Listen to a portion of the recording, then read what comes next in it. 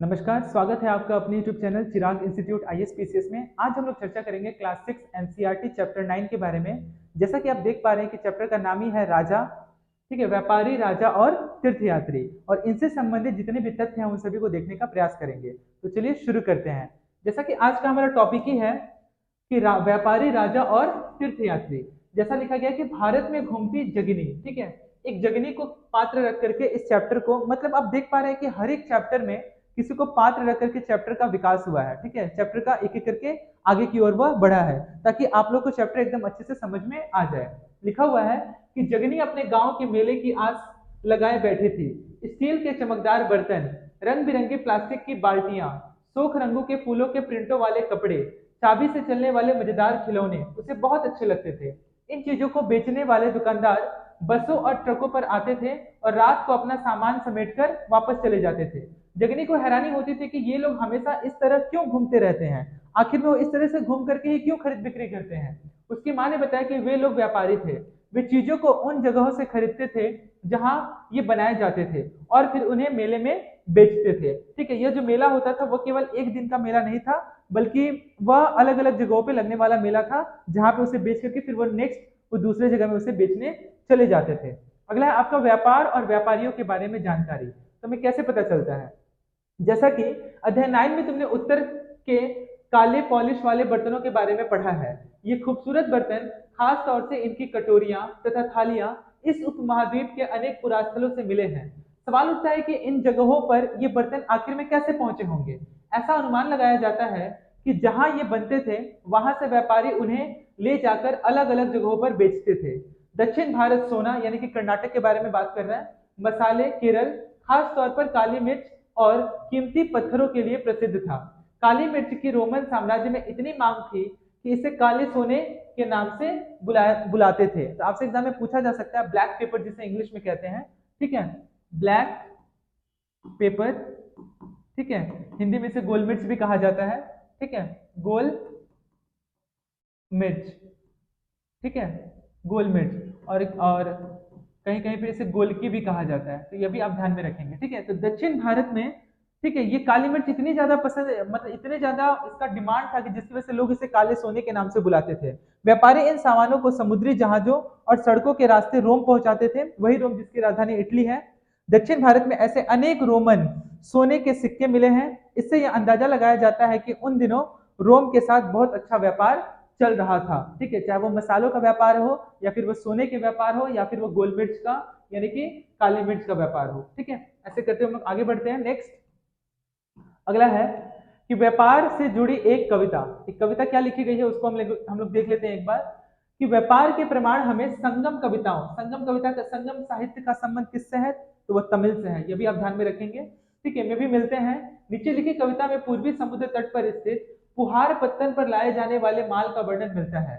समुद्री जहाजों पर लाए गए तेज तर्रार घोड़े, गाड़ियों पर काली मिर्च की गठरियां, हिमालय से मिले रत्न, ठीक है, और सोना, दक्षिण की पहाड़ियों से चंदन की लकड़ियां, दक्षिण सागर के मोती, पूर्व सागर के मूंगे, ठीक है, ये पत्थर होता था, ठीक है, गंगा और कावेरी की फसलें, श्रीलंका से आए खाद्यान्न, म्यांमार से बने मिट्टी के बर्तन और दुर्लभ कीमती आयात। तो इन सभी चीजों का उस समय आयात होता था, यानी इंपोर्ट होता था, दूसरे देश से हमारे देश में ये सारे सामानें आती थी और बदले में हमारे देश उस समय निर्यात करता था काली मिर्चों का, मसालों का, सोना का। ठीक है, तो ये सारी चीजें, सारे जो पॉइंट है ये आप ध्यान में रखेंगे। जैसे कि रत्न यानी कि आभूषण हो गया, चंदन की लकड़ी हो गई, मोती हो गया, मूंगे हो गए, कुछ प्रमुख फसलें हो गए जो कि गंगा और कावेरी नदी के माध्यम से लाया जाता था। नेक्स्ट श्रीलंका से आए खाद्यान्न हो गए और म्यांमार के बने मिट्टी के बर्तन हो गए। अगला है कि व्यापारियों ने कई समुद्री रास्ते खोज निकाले। इनमें से कुछ समुद्र के किनारे चलते थे तो कुछ अरब सागर और बंगाल की खाड़ी पार करते थे। नाविक मानसूनी हवा का फायदा उठाकर अपनी यात्रा जल्दी पूरी कर लेते थे। वे अफ्रीका या अरब के पूर्वी तट से इस उपमहाद्वीप के पश्चिमी तट पर पहुंचना चाहते थे तो दक्षिणी पश्चिमी मानसून के साथ चलना पसंद करते थे। इन लंबी यात्राओं के लिए मजबूत जहाजों का निर्माण किया जाता था।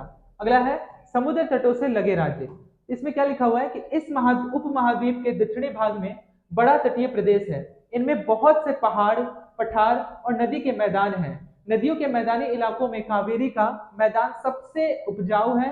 मैदानी इलाकों तथा तटीय इलाकों के सरदारों और राजाओं के पास धीरे धीरे काफी संपत्ति और शक्ति हो गई, क्योंकि उस समय इतना ज्यादा सामानों का आयात और निर्यात होता था, जिसकी वजह से वो काफी जो मतलब कि जो जो ऐसे किसान या फिर ऐसे व्यापारी जो समृद्ध नहीं थे, वो भी क्या हो गए, समृद्ध हो गए, शक्तिशाली बन गए और उनका वो बहुत ज्यादा अमीर बन गया।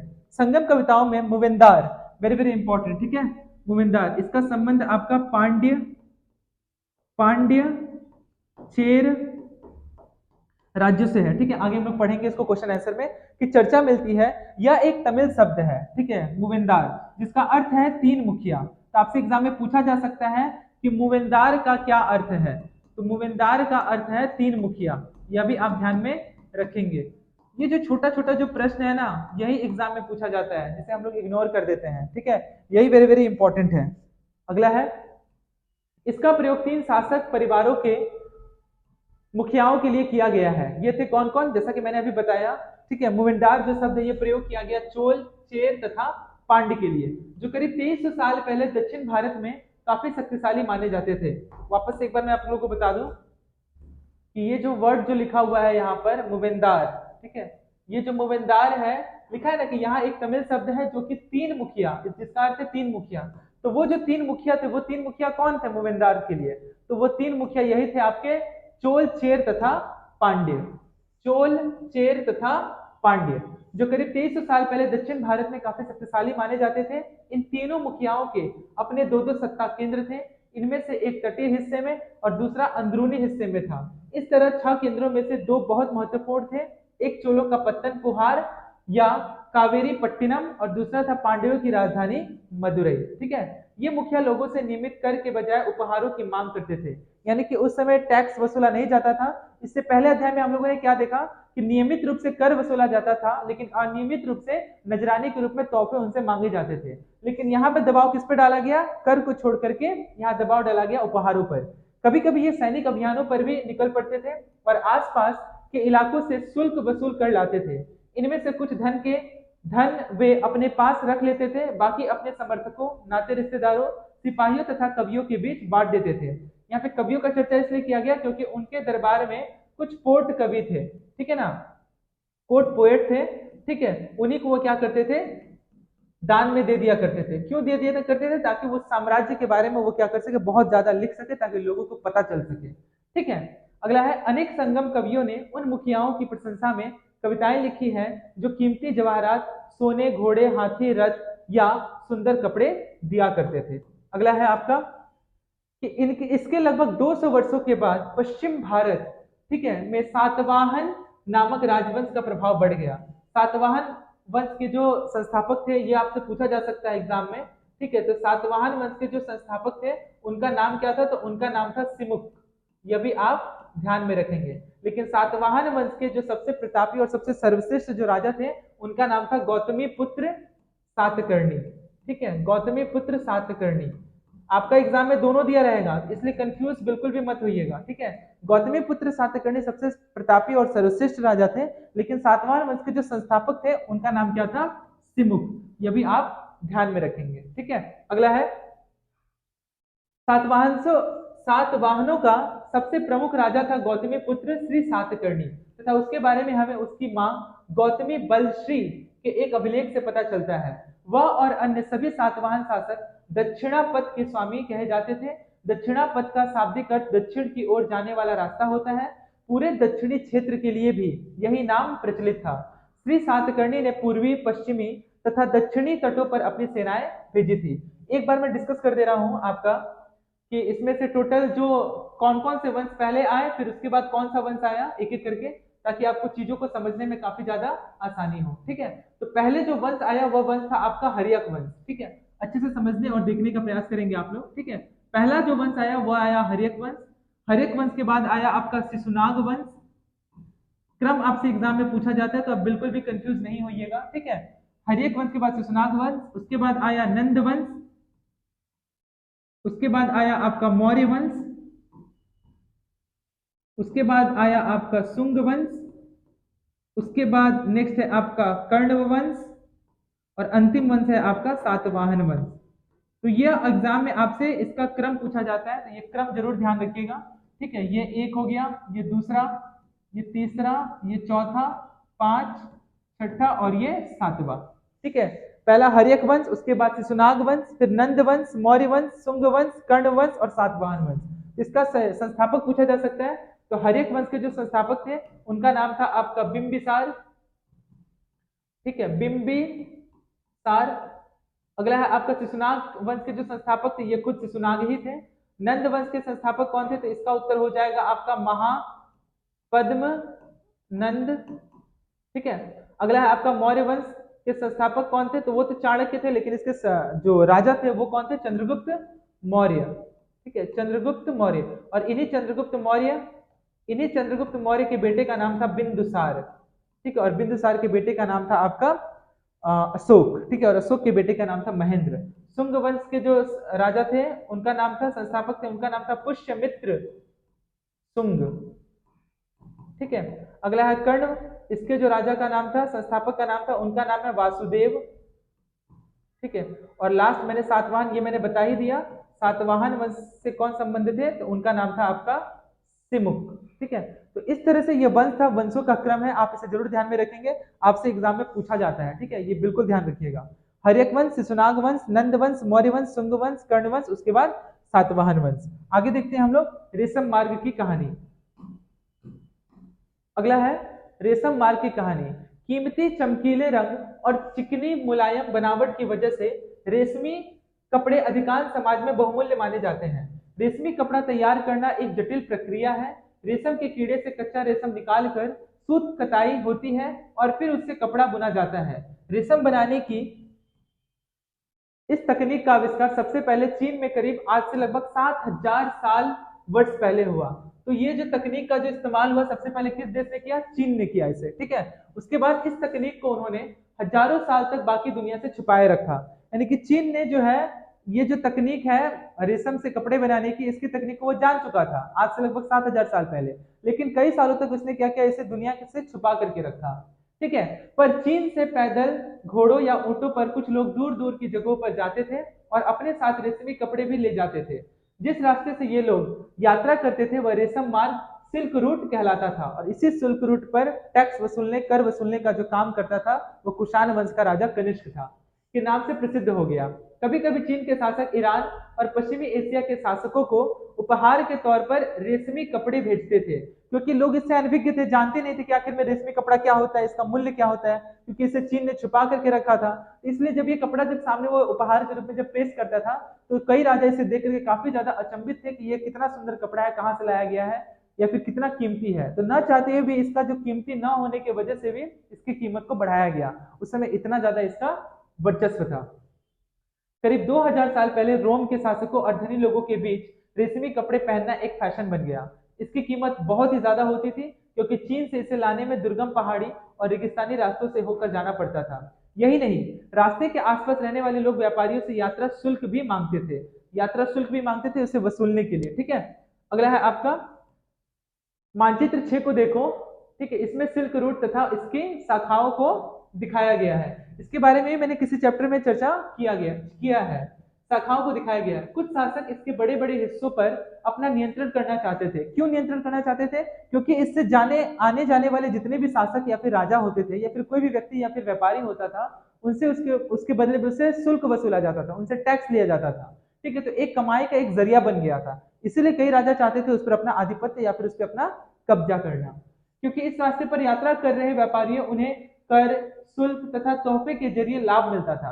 इसके बदले ये शासक इन व्यापारियों को अपने राज्य से गुजरते वक्त लुटेरों के आक्रमणों से भी सुरक्षा देते थे। सिल्क रूट पर नियंत्रण रखने वाले शासकों में सबसे प्रसिद्ध कुषाण थे। करीब 2000 साल पहले मध्य एशिया तथा मिडिल एशिया तथा पश्चिमोत्तर भारत पर इनका शासन था। पेशावर और मथुरा, ठीक है ना, पेशावर इसका पुराना नाम क्या था? पुरुषपुर। ये भी आप ध्यान में रखेंगे, क्या नाम था इसका? पुरुषपुर। इसके दो मुख्य शक्तिशाली केंद्र थे। तो दो सिल्क रूट के दो मुख्य शक्तिशाली केंद्र कौन थे? एक था पेशावर और दूसरा है मथुरा। तक्षशिला, ठीक है, इसके बारे में अभी हम लोगों ने 16 महाजनपद में पढ़ा। ठीक है, तक्षशिला भी इनके ही राज्य का हिस्सा था। इनके शासनकाल में ही सिल्क रूट की एक शाखा मध्य एशिया से होकर सिंधु नदी के मुहाने के पत्तनों तक जाती थी। फिर यहाँ से जहाजों द्वारा रेशम पश्चिम की ओर रोमन साम्राज्य तक पहुंचता था। इस उपमहाद्वीप में सबसे पहले सोने के सिक्के जारी करने वाले शासकों में कुषाण थे। और किसके शासनकाल में हुआ था, यह भी आपसे एग्जाम में पूछा जा सकता है, तो वह है वीमा कदफिसस। वीमा कदफिसस के शासनकाल में सबसे पहले सोने के सिक्के जारी हुए थे। लेकिन किसके साम्राज्य में सबसे अधिक सोने के सिक्के जारी हुए थे, तो इसका आंसर हो जाएगा गुप्त वंश में। ठीक है, गुप्त साम्राज्य में। अगला है, सिल्क रूट पर यात्रा करने वाले व्यापारी इनका उपयोग किया करते थे। कुषाण वंश का संस्थापक अगर आपसे पूछे तो इसका उत्तर हो जाएगा आपका कुजुला कदफिसस। ये मैंने कुषाण डायनेस्टी से संबंधित एक वीडियो बनाया है, ठीक है, आप उसे जरूर देख लीजिएगा, आपको अच्छे से पूरा क्लियर हो जाएगा। ठीक है, क्या था उसका आंसर, कुजुला कदफिसस। कुजुला कदफिसस जो थे वो कुषाण वंश के संस्थापक थे। ठीक है, आगे बढ़ते हैं हम लोग नेक्स्ट। अगला है बौद्ध धर्म का प्रसार। ठीक है, वेरी वेरी इंपॉर्टेंट ये पॉइंट है। ठीक है, कुषाणों का सबसे प्रसिद्ध राजा कनिष्क था। उसने करीब 1900 साल पहले शासन किया। उसने एक बौद्ध परिषद का गठन किया, बुद्धिस्ट काउंसिल का गठन किया कुंडल वन में। ठीक है, चतुर्थ बौद्ध बुद्धिस्ट काउंसिल था। पहली बुद्धिस्ट काउंसिल जैसा कि मैंने चर्चा कर दिया है, पहली बुद्धिस्ट काउंसिल जो कि राजगिरी में होती है, दूसरी वैशाली, तीसरा पाटलिपुत्र और चौथा कुंडल वन में। पहला करवाया था अजातशत्रु ने, दूसरा करवाया था कालाशोका ने, तीसरा करवाया था अशोक ने, और फिर लास्ट में करवाया था आपका कनिष्क ने। ठीक है, वापस से मैं एक बार रिपीट कर रहा हूं। ठीक है, पहला किसने करवाया, तो पहला जो करवाया था उसका नाम था अजातशत्रु। ठीक है, ए हो गया, ए के बाद फिर आपका हो गया काला अशोक, फिर उसके बाद फिर हो गया अशोक, फिर उसके बाद हो गया फिर कनिष्क। इसका ट्रिक क्या हो गया, ए के अजातशत्रु, काला अशोक, अशोक, कनिष्क। ठीक है, आप इसे बिल्कुल भी मत भूलिएगा। ठीक है, इसके बारे में पढ़ते हैं हम लोग, जिसमें एकत्र होकर विद्वान महत्वपूर्ण विषयों पर विचार विमर्श करते थे। बुद्ध की जीवनी, बुद्ध चरित, वेरी वेरी इंपॉर्टेंट। ठीक है, बुद्ध चरित के रचनाकार अश्वघोष। तो आपसे पूछा जा सकता है कि बुद्ध चरित किसने लिखा, तो अश्वघोष ने लिखा। कनिष्क के दरबार में रहते थे। किसके दरबारी कवि थे बुद्ध चरित, ये अश्वघोष किसके दरबारी कवि थे, तो वो कनिष्क के दरबारी कवि थे। उन्होंने क्या लिखा, तो उन्होंने बुद्ध चरित की रचना की। ठीक है, अश्वघोष तथा अन्य बौद्ध विद्वानों ने अब संस्कृत में लिखना शुरू कर दिया था। इस समय बौद्ध धर्म की एक नई धारा महायान का विकास हुआ, क्योंकि बौद्ध धर्म जो है वो दो भागों में बट गया था, हीनयान और महायान। ठीक है, इसकी दो मुख्य विशेषताएं थी। पहले, मूर्तियों में बुद्ध की उपस्थिति सिर्फ कुछ संकेतों के माध्यम से दर्शाई जाती थी। मिसाल के तौर पर उनकी निर्माण प्राप्ति को पीपल के पेड़ की मूर्ति द्वारा दर्शाया जाता था। निर्माण यानी कि जब उन्होंने शरीर का त्याग किया था कुशीनगर में, कुशीनारा में, महापरिनिर्वाण जो कहलाया। ठीक है, पर अब बुद्ध की प्रतिमाएं बनाई जाने लगी। इनमें से अधिकांश मथुरा में, तो कुछ तक्षशिला में बनाई जाने लगी। यानी कि दो जगह मूर्ति बनाया जाने लगा था, एक मथुरा में और दूसरा तक्षशिला में। ठीक है, यह भी आप ध्यान में रखेंगे। अगला है, सांची के स्तूप का एक मूर्ति चित्र है। यहाँ इस वृक्ष और उसके नीचे, जैसा कि आप यहाँ पे देख पा रहे हैं, ये जो चित्र आप देख पा रहे हैं। ठीक है, और क्लास 6 का जो हिस्ट्री का जो किताब है, जहाँ पे लिखा हुआ है हमारे अतीत, उसके फर्स्ट पेज में इसी का फोटो दिया गया है। ठीक है, और ये जो फोटो है यानी कि ये जो चित्र है, ये किसको दर्शाता है कि यहाँ इस वृक्ष और उसके नीचे के खाली आसन को देखो। मूर्तिकारों ने यह बताने के लिए खुदाई करके ये मूर्ति बनाई है, क्योंकि बुद्ध को ज्ञान की प्राप्ति इसी वृक्ष के नीचे बैठकर ध्यान करते हुए हुई थी, जैसा कि आप देख पा रहे हैं। ठीक है, जैसा कि आप ये देख पा रहे हैं। ठीक है, ये जो वृक्ष है, ठीक है, इसे ही बौद्ध वृक्ष कहा गया। ठीक है, तो आप ध्यान में रखेंगे इसे। अगला है आपका, इसके बाद विद्वानों ने सभी लिखना शुरू कर दिया था। अगला है, इस समय बौद्ध धर्म की एक नई धारा महायान का विकास हुआ। इसकी दो मुख्य विशेषताएं थी। पहली, मूर्तियों में बुद्ध की उपस्थिति सिर्फ कुछ संकेतों के माध्यम से दर्शाई जाती थी। मिसाल के तौर पर उनकी निर्माण प्राप्ति को पीपल के पेड़ की मूर्ति द्वारा दर्शाया जाता था। पर अब कुछ बुद्ध की प्रतिमाएं बनाई जाने लगी। इनमें से अधिकांश मथुरा में है, तो अधिकांश मथुरा में है। ठीक है, तो और कुछ कहाँ पे है, तक्षशिला में बनाई जाने लगी। दूसरा परिवर्तन बौद्धिस्ट तत्व में आस्था को लेकर आया।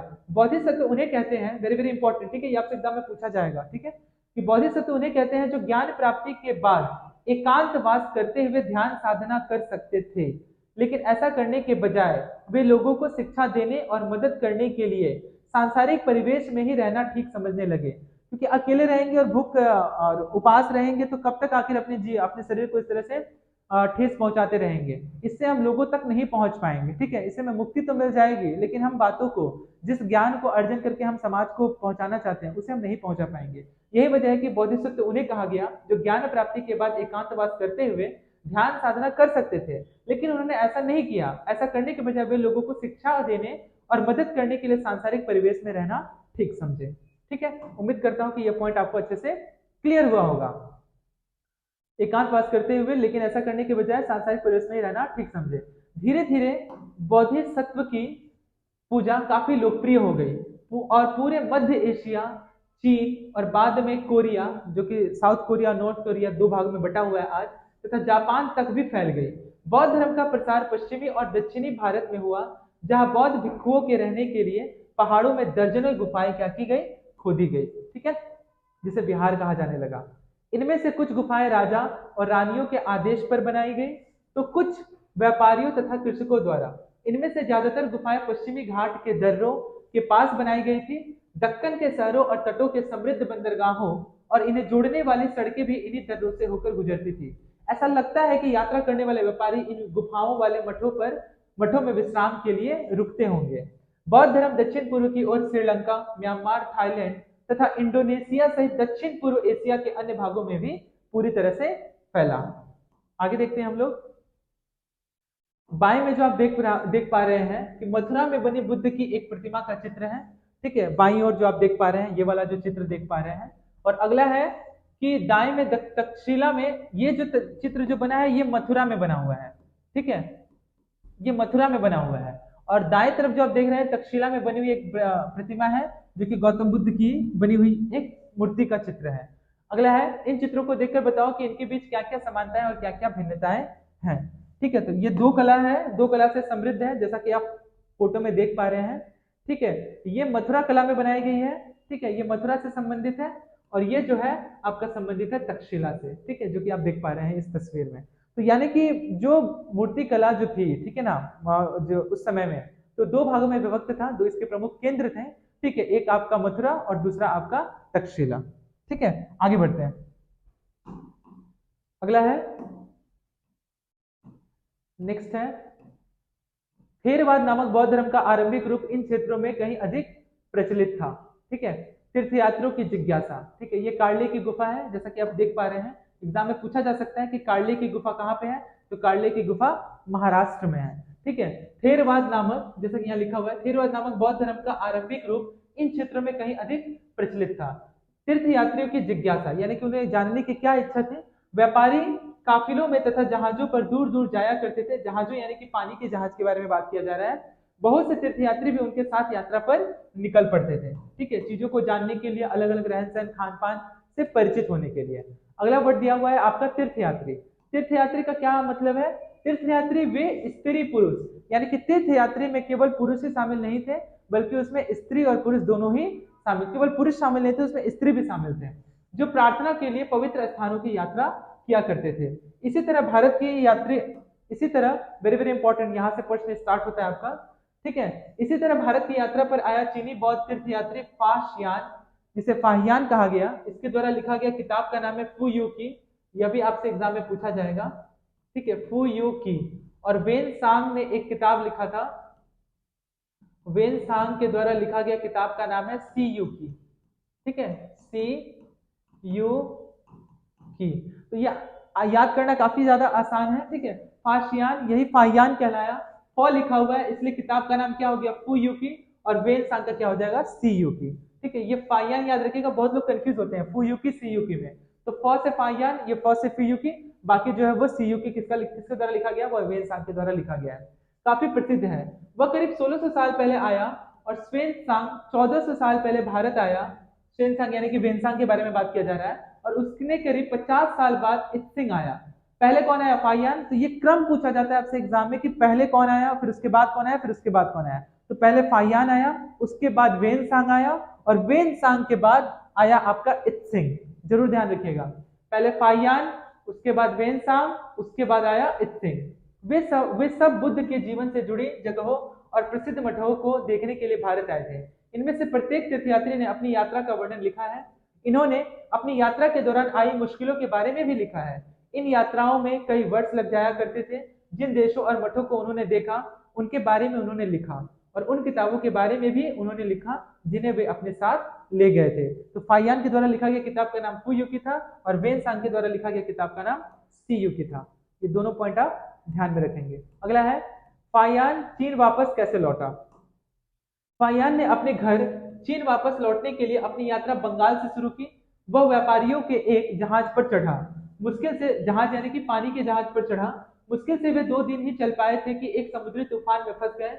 व्यापारी अपने जहाज को डूबने से बचाने के लिए उसमें से अपने माल को फेंक कर जहाज को हल्का करने की कोशिश करने लगे। फाहियान ने भी अपने सामान को तो फेंक दिया, पर अपनी उन पांडुलिपियों और बुद्ध की मूर्तियों को नहीं फेंका, जिन्हें वो अपनी भारत यात्रा के दौरान संकलित की थी, मैंने उसने जो इकट्ठा किया था। अंततः 13 दिनों के बाद आंधी रुकी। उसने समुद्र का वर्णन कुछ इस प्रकार किया है कि समुद्र असीम है, सूर्य चांद तारों की गति को देखे बिना यह पता लगा पाना असंभव है कि पूर्व किधर है या फिर पश्चिम किस दिशा में है। अगर बरसात और अंधेरा हो तो जहाज को हवा के रुख में ले जाने की अलावा कोई और चारा नहीं था, यानी कि हवा जिस दिशा में बह रही थी उसी तरफ पानी का जो जहाज था वो जाता था। जावा पहुंचने में उसे लगभग 90 दिन का समय लगा, 90 दिन से भी ज्यादा समय लगा। वहां वह 5 महीने के लिए रुका। इसके बाद दूसरे व्यापारी जहाज में चढ़कर वह किसी तरह से कहां पहुंचा, चीन पहुंचा। तो इस तरह से जो फाहियान है वह बंगाल से अपनी यात्रा को शुरू करते हुए, ठीक है, वो अंत में क्या कहां पहुंचा, वह चीन पहुंचा। अगला है वेनसांग। अगला है स्वेनसांग, ठीक है ना। वेनसांग भूमार्ग से उत्तर पश्चिम और मध्य एशिया होकर चीन वापस लौटा। उसने सोने, चांदी, चंदन की लकड़ी की बनी बुद्ध की मूर्तियां और तथा 600 से भी ज्यादा पांडुलिपियां एकत्र की थी। इन्हें वह 20 घोड़ों पर लाद कर ले गया, पर इसमें से 50 पांडुलिपियां उस समय खो गई। ठीक है, जब सिंधु नदी पार करते हुए उसकी नाव उलट गई। अपने जीवन का बाकी हिस्सा उसने बची हुई पांडुलिपियों को संस्कृत से चीनी अनुवाद करने में लगा दिया। ठीक है, क्योंकि वो पूरी तरह से संस्कृत में लिखी हुई थी और उसका अनुवाद वो करने में लगा दिया पूरी तरह से अपना पूरा समय। ठीक है, अगला है आपका Nalanda. Very very important question. Nalanda विश्वविद्यालय की नींव जो है वो सबसे पहले किसने रखी थी, ये आपसे एग्जाम में क्वेश्चन पूछा जाएगा। तो इसका उत्तर हो जाएगा आपका कुमारगुप्त। ठीक है, नालंदा विश्वविद्यालय की जो नींव रखी थी वो 3 राजाओं के द्वारा रखा गया था। तो पहला इसका आंसर हो जाएगा आपका कुमारगुप्त ने इसकी नींव रखी थी। कुमारगुप्त के बाद हर्षवर्धन ने, यानी कि 3 राजाओं का यह वंश है जिन्होंने अलग अलग काल में इसे बनाया था। और उसके बाद अंतिम जो राजा था वो पाल वंश के राजा देवपाल थे, जिन्होंने इसके तीसरे मंजिल का निर्माण करवाया। तो टोटल जो है आपका, जो मैं बात करूं नालंदा विश्वविद्यालय की, तो पहले जो मंजिल था इसकी जो नींव रखी थी कुमारगुप्त ने, सेकंड का नींव रखा था आपका हर्षवर्धन ने, और तीसरे मंजिल का निर्माण करवाया था राजा देवपाल ने। यह भी आप ध्यान में रखेंगे। अगला है कि नालंदा शिक्षा का एक विशिष्ट केंद्र जो कि बिहार में है। नालंदा एक जिला भी है बिहार का। वेनसांग तथा अन्य तीर्थयात्रियों ने उस समय के सबसे प्रसिद्ध बौद्ध विद्या के केंद्र नालंदा, जहां पे उस समय 108 विषयों की पढ़ाई होती थी। आप अंदाजा भी नहीं लगा सकते कि एक ही परिसर में 108 विषयों की पढ़ाई होना। ठीक है, और यह नालंदा विश्वविद्यालय जो था वो 10 किलोमीटर, ठीक है, 10 किलोमीटर लंबाई में था और चौड़ा 5 किलोमीटर था। ठीक है, ये भी ध्यान में रखेंगे, जिसमें लगभग 1500 स्टूडेंट्स थे। ठीक है, नहीं 1500 टीचर्स थे। ठीक है, शिक्षक थे, 1500 टीचर्स थे और लगभग आपके 10,000 विद्यार्थी थे। 1500 टीचर थे और 10,000 विद्यार्थी थे, और जहां पे लगभग 108 विषयों की पढ़ाई होती थी। और खाना केवल एक ही टाइम बनता था। ठीक है, दोपहर में, वो भी सुबह में जो खाना बनता था वह टोटल 200 उसके गांव थे, राजा धर्मपाल जो है। ठीक है, और उन्होंने 200 गांव दान में दिया था, और उसी गांव से जो दूध दही मक्खन जो भी आता था सुबह का, उसी से नाश्ता होता था। दोपहर में खाना केवल एक ही टाइम बनता था, और रात में वो लोग वही दूध दही मक्खन। और इसी नालंदा परिसर में एक आपका आम का बगीचा था, एक नहीं बल्कि बहुत सारा आम का बगीचा था। ठीक है, वही आम से वो लोग क्या खा करके अपना पेट का गुजारा करते थे। ठीक है, और इसमें एंट्री काफी कठिन थी। 10 में से टोटल 3 सवालों का जवाब देना पड़ता था, और जब तक द्वारपाल आपसे प्रश्न नहीं पूछेंगे, जब तक आप उनके उत्तर का जवाब नहीं देंगे, तब तक आपकी एंट्री नहीं होती थी। तो आप सोच सकते हैं कि उस समय जो द्वारपाल थे वो कितने शिक्षित थे। ठीक है ना, शिक्षक तो थे ही, शिक्षक तो थे ही उस समय के बहुत ही मतलब कि दमदार। और द्वारपाल भी कितने अपने ज्ञान में कितने निपुण थे कि उनसे जब तक उनका प्रश्न का उत्तर आप नहीं देंगे तब तक आपका नालंदा विश्वविद्यालय में दाखिला ही नहीं होता था। तो ये अपने आप में काफी ज्यादा गर्व की बात है। ठीक है, अध्ययन किया उसने नालंदा के बारे में इस प्रकार लिखा है कि यहाँ के शिक्षक योग्यता तथा बुद्धि में सबसे आगे हैं। बुद्ध के उपदेशों का वो पूरी ईमानदारी से पालन करते हैं। मठ के नियम काफी सख्त हैं जिन्हें सबको मानना पड़ता है। पूरे दिन वाद विवाद यानी कि किसी भी स्पेसिफिक टॉपिक पे पूरी तरह से चर्चा होता था। ठीक है, विवाद चलते ही रहते थे, जिससे युवा और वृद्ध दोनों ही एक दूसरे की मदद करते हैं। विभिन्न शहरों से विद्वान लोग अपनी शंकाएं दूर करने के लिए यहाँ आते थे। नए आगंतुक से पहले द्वारपाल ही कठिन प्रश्न पूछते हैं, मतलब जिनका पहले एंट्री होता था द्वारपाल ही पहले प्रश्न पूछते थे। उन्हें अंदर जाने की अनुमति तभी मिलती थी जब वे द्वारपाल का सही उत्तर दे पाते थे। 10 में से 7-8 सही उत्तर नहीं दे पाते, नहीं ऐसे प्रश्न होते थे, 10 ऐसे प्रश्न होते थे जिसमें से 7-8 प्रश्न का उत्तर ही नहीं दे पाते थे। यही वजह है कि 3 प्रश्न का उत्तर देने के बाद आपके विश्वविद्यालय में क्या दाखिला हो जाता था, और रहना खाना पीना बिल्कुल भी पूरी तरह से फ्री था, जिसमें 10,000 विद्यार्थी और 1500 टीचर थे। ठीक है, एक कक्ष में 32 स्टूडेंट बैठते थे। ठीक है, और उसी कक्षा में प्रत्येक कक्षा में कुआं भी होता था। ठीक है ना, यानी 108 सब्जेक्ट की पढ़ाई होती थी तो 108 रूम था। ठीक है, 10,000 विद्यार्थी थे तो 10,000 विद्यार्थियों के लिए रूम था, 1500 टीचर थे तो 1500 शिक्षकों के लिए अलग रूम था। तो आप सोच सकते हैं कि कितना बड़ा परिसर था। ठीक है, और क्लासरूम में ही कुएं की व्यवस्था की जाती थी ताकि कोई भी विद्यार्थी किसी भी तरह का कोई बहाना नहीं बनाए। ठीक है, पानी वहीं से पी ले, पानी पीने के बाद फिर वो क्लास को कंटिन्यू करे। ठीक है, तो इस प्रकार यह था इतिहास। ठीक है, मैं थोड़े से में ही बताने का प्रयास किया हूँ नालंदा विश्वविद्यालय का। अगला है, नेक्स्ट हम आगे बढ़ते हैं। आगे आपका भक्ति की शुरुआत। भक्ति की शुरुआत किस प्रकार से हुई? ठीक है, वेरी वेरी इंपॉर्टेंट। इन्हीं दिनों देवी देवताओं की पूजा का चलन भी शुरू हुआ। बाद में हिंदू धर्म की यह प्रमुख पहचान बन गई। इनमें शिव, विष्णु और दुर्गा जैसे देवी देवता शामिल हैं। इन्हीं देवी देवताओं की पूजा भक्ति परंपरा के माध्यम से की जाती थी। भक्ति उस समय काफी लोकप्रिय परंपरा बन गई। किसी देवी या देवता के प्रति श्रद्धा को ही भक्ति कहा जाता है। भक्ति का पथ सबके लिए खुला था, चाहे वह धनी हो या फिर गरीब, ऊंची जाति का हो या नीची जाति का हो, उससे कोई मतलब नहीं है, स्त्री हो या फिर पुरुष। यानी कि इस तरह ऐसा नहीं था, हम लोगों ने पढ़ा वर्णाश्रम व्यवस्था में कि जो शूद्र थे, ठीक है, उन्हें शूद्र और महिला थी, उन्हें वेद या फिर पुराण पढ़ने का अधिकार नहीं था। लेकिन जब भक्ति आंदोलन जब शुरू हुआ तो उसमें ऐसा किसी भी प्रकार का भेदभाव नहीं देखा गया। ठीक है, भक्ति मार्ग की चर्चा हिंदुओं के पवित्र ग्रंथ भगवत गीता में की गई है। भगवत गीता महाभारत का एक हिस्सा है। इसमें भगवान कृष्ण अपने भक्त और मित्र अर्जुन को सभी धर्मों को छोड़कर उनके शरण में आने का उपदेश देते हैं। वराह के रूप में विष्णु एरण मध्य प्रदेश की यह शानदार मूर्ति विष्णु के वराह रूप की है।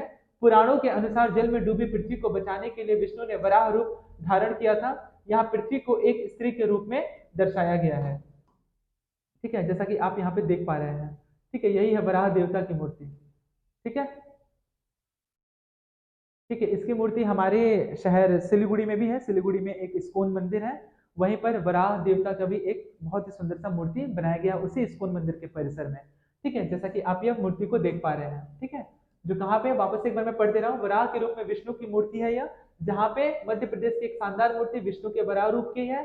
पुराणों के अनुसार जल में डूबी पृथ्वी को बचाने के लिए विष्णु ने वराह रूप धारण किया था। यहाँ पृथ्वी को एक स्त्री के रूप में दर्शाया गया है, इसीलिए हम लोग कहते हैं पृथ्वी हमारी क्या है, धरती हमारी माँ है।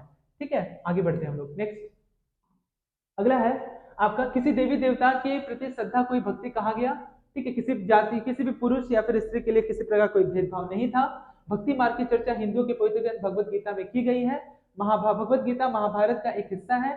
इसमें भगवान कृष्ण अपने भक्त और मित्र अर्जुन को सभी धर्मों की छोड़कर उनके शरण में आने का उपदेश देते हैं, क्योंकि केवल कृष्ण ही अर्जुन को सारी बुराइयों से मुक्ति दिला सकते हैं। पूजा का यह रूप धीरे धीरे देश के विभिन्न भागों में फैलने लगा।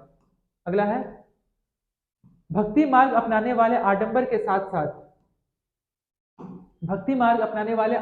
साथ साथ पूजा पाठ करने के बजाय ईश्वर के प्रति लगन और व्यक्तिगत पूजा पर जोर देते थे। भक्ति मार्ग अपनाने वालों को यह मानना है कि अगर अपने आराध्य देवी देवता की सच्चे मन से पूजा की जाए तो वह उसी रूप में दर्शन देंगे जिसमें भक्ति उसे देखना चाहते हैं। इसलिए आराध्य देवी देवता मानव के रूप में भी हो सकते हैं, या फिर सिंह, पेड़ या फिर अन्य किसी भी रूप में हो सकते हैं। जैसे जैसे इस विचार को समाज द्वारा स्वीकृति मिली, यानी कि समाज ने इसे अपनाया जाने लगा, कलाकार देवी देवताओं की एक से बढ़कर एक खूबसूरत मूर्तियां उस समय तैयार होने लगी। ठीक है, तो इस प्रकार से मूर्तियों का विकास हुआ। आगे है भक्ति। भक्ति जो शब्द है, वेरी वेरी इंपॉर्टेंट पॉइंट। ठीक है, यहाँ से क्वेश्चन एग्जाम में पूछा जाता है कि भक्ति जो है भज शब्द से बना है, जिसका अर्थ है विभाजित करना या फिर हिस्सेदारी। इसका अर्थ यह है कि भक्ति भगवान और भक्त के बीच परस्पर एक अंतरंग संबंध है। ठीक है, यानी भगवान को मानने या फिर भगवान के प्रति अपनी भक्ति को दर्शाने का यह एकमात्र तरीका है। ठीक है, चाहे वो मूर्ति के रूप में हो या फिर किसी छवि के रूप में हो। भक्ति भगवत या भगवान के प्रति झुकाव है। भगवत का एक अर्थ यह भी है जो अपने ऐश्वर्य तथा सुख को भक्तों के साथ बांटता हो। यानी भक्त या भागवत अपने देवी देवता के भग का हिस्सेदार होता है। यानी कि भक्ति के रूप में वो चाहे वो किसी भी देवी देवता हो या फिर किसी भी देवी देवता का वो क्यों ना आराधना करे, पूजा करे, अर्चना करे, जो भी करे, ठीक है, वह एक क्या है, एक एक कनेक्शन है दोनों के बीच में, ठीक है, कि ताकि वो अपने भक्ति के रूप में भगवान के प्रति अपने प्रेम को दर्शा सके। अगला है एक भक्त द्वारा लिखी गई एक कविता। तो पढ़ते हैं हम लोग इस कविता को। लिखा हुआ है कि अधिकांश भक्ति साहित्य हमें यह बताते हैं कि धन, ऐश्वर्य और ऊंचे पद के जरिए कभी ईश्वर से आत्मीयता नहीं बन सकती। करीब 1400 साल पहले शिवभक्त अप्पार द्वारा तमिल में लिखी गई एक कविता का यह एक छोटा सा अंश है। अप्पार एक विल्लाल थे, ठीक है, नष्ट होते अंगों वाला कुष्ठ रोगी, ब्राह्मणों की नजर में निचली जाति का व्यक्ति था, कूड़ा करकट बटोर कर अपनी जीविका चलाने वाला इंसान। अगर ये लोग भी गंगा को अपनी जटाओं में छुपा लेने वाले शिव के दास बन जाए तो मैं उनकी आराधना करूंगा, क्योंकि वो मेरे ईश्वर के समान है। अगला है देवी देवताओं का विशेष सम्मान होता था, इसलिए विशेष जगहों पर ही इनकी मूर्तियों को रखा जाता था। इन स्थानों को ही मंदिर कहते हैं जहाँ पे देवी देवताओं की मूर्ति को रखा गया है, ठीक है। अगला है अध्याय 12 में तुम इन मंदिरों के बारे में पढ़ोगे। भक्ति परंपरा में चित्रकला, शिल्पकला, स्थापत्य कला के माध्यम से अभिव्यक्ति की प्रेरणा दी गई है। नेक्स्ट है आपका हिंदू। हिंदू शब्द इंडिया शब्द की तरह ही सिंधु या इंडस से निकला है। यह शब्द अरबों ईरानियों द्वारा उन लोगों के लिए उपयोग किया जाता था जो सिंधु नदी के पूर्व में रहते थे। यही शब्द उनके धार्मिक विश्वास तथा सांस्कृतिक परंपराओं के लिए भी प्रयुक्त होता था। वेरी वेरी इंपॉर्टेंट ये पॉइंट, ठीक है, जरूर ध्यान में रखिएगा इसे। अगला है, अब हम लोग चैप्टर खत्म होने के कगार पे हैं, अन्यंत्र आ गया, ठीक है। इसमें क्या लिखा हुआ है कि करीब 2000 साल पहले पश्चिमी एशिया में ईसाई धर्म का उदय हुआ। ईसा मसीह का जन्म बैथलहेम में हुआ, जो इस समय रोमन साम्राज्य का हिस्सा था। ईसा मसीह ने स्वयं को इस संसार का उद्धारक बताया।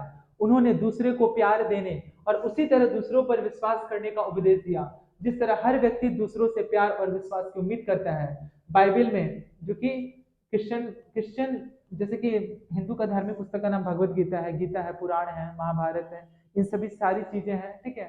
आपका मुस्लिम की धार्मिक पुस्तक का नाम कुरान है, ठीक उसी तरह से क्रिश्चियन की धार्मिक पुस्तक का नाम क्या है, बाइबल है। ईसा मसीह के उपदेश की बातें लिखी गई है। यहाँ इसका एक छोटा सा अंश दिया गया है और उसी में इसके बारे में चर्चा किया गया है। वो क्या लिखा गया है कि धन्य है वे लोग जो धर्म और न्याय के लिए भूखे प्यासे रहते हैं, उनकी कामनाएं पूरी होगी। जो दयालु हैं वे धन्य है क्योंकि उन्हें दया मिलेगी। धन्य है वे जो दिल से पवित्र हैं क्योंकि वे ईश्वर के दर्शन कर सकेंगे। धन्य है वे जो शांति स्थापित करते हैं, वही ईश्वर की संतान कहलाएंगे। ईसा मसीह के उपदेश साधारण लोगों को बहुत पसंद आए और धीरे धीरे यह पश्चिमी एशिया, अफ्रीका तथा यूरोप में फैल गया। ईसा मसीह की मृत्यु के 100 सालों के अंदर ही भारतीय उपमहाद्वीप के पश्चिमी तट पर पहले ईसाई धर्म का प्रचारक पश्चिमी एशिया से आने जाने लगे और इस तरह से भारत में भी ईसाई धर्म का प्रचार प्रसार होने लगा। केरल के ईसाइयों को सीरियाई ईसाई कहा जाता है क्योंकि संभवतः वे पश्चिम एशिया से आए थे। वे विश्व के सबसे पुराने ईसाइयों में से एक हैं। तो यह भी क्वेश्चन आपसे एग्जाम में पूछा जा सकता है कि केरल के जो ईसाई हैं उन्हें क्या करके संबोधित किया जाता है, तो उसे संबोधित किया जाता है सीरियाई ईसाई। तो इस तरह से हमारा जो ये पार्ट है, ये जो चैप्टर है, पूरी तरह से समाप्त हुआ, ठीक है। उम्मीद करता हूँ कि आपको एकदम अच्छे से समझ में आया होगा। अब ये देख लेते हैं, ये प्रीलिम्स में भी ये क्वेश्चन पूछा है, वेरी वेरी इंपॉर्टेंट। यही से क्वेश्चन एग्जाम में आता है। आप लोग सोचते हैं ना कि नजरअंदाज कर देते हैं कौन पढ़ने जाएगा, तो कुछ कुछ तथ्य वहां से उठाइए। अगर आप एसएससी का कुछ क्वेश्चंस अगर आप देखेंगे तो देखेंगे कि क्लास 6 का ही पूरा एनसीईआरटी उठा के उसमें रखा गया है, अगर उसका कुछ प्रैक्टिस सेट लेंगे तो इसीलिए आप बिल्कुल भी इसे नजरअंदाज मत कीजिए।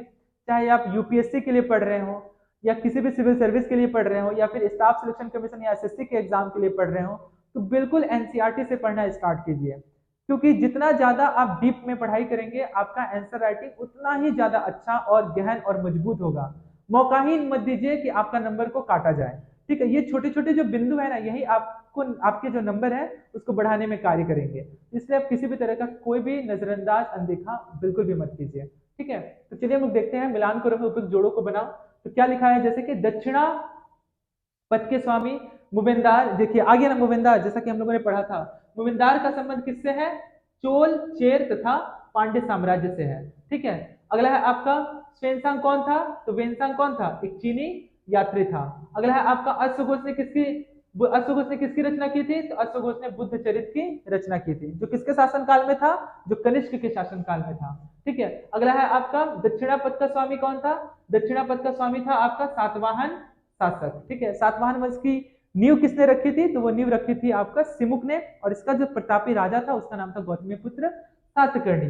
अगला बोधिसत्व का संबंध किससे है? तो वो महायान बौद्ध धर्म से है, जो आगे चल करके बोधिसत्व जो है, ठीक है, वो महायान नहीं बल्कि दो भागों में बढ़ गया, हीनयान और महायान। तो इस प्रकार से हमारा जो आज का जो टॉपिक है, जो आज का हमारा जो चैप्टर है, वो पूरी तरह से समाप्त हुआ।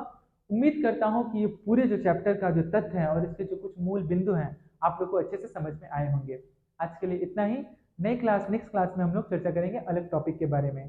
बहुत बहुत धन्यवाद।